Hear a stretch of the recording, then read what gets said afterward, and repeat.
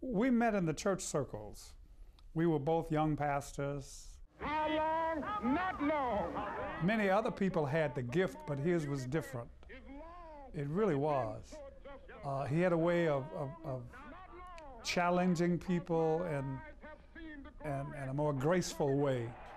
Today we think of the fact that everybody was on board and they were crazy about Martin Luther King, and that simply wasn't true. When he came out against the war in Vietnam, very close friends abandoned him. There were so many death threats against Martin Luther King's life. At one point he said, "Just don't tell me about him. I don't want to hear it anymore." There was so many.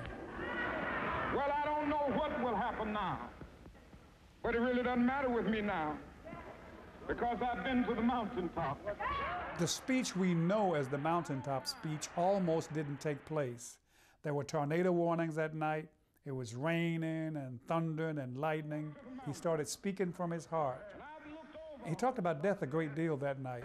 And I've seen the promised land. I may not get there with you, but I want you to know tonight that we as a people will get to the promised land. By the time he got through, we were on our feet. Grown men were crying. We didn't know why we were crying. We had no way of knowing that would be the last speech of his life. About 5:15, we walked on the balcony. I turned and walked toward the stairs. I got about 5 steps. Kapow! The shot rang out. I looked back. He had been knocked from the railing back onto the floor. Blood was everywhere. We waited and we waited. And finally the word came that we lost him. We lost him. I had no words then, 40 years ago, to express what I felt. 40 years later, I still have no words to express how I felt.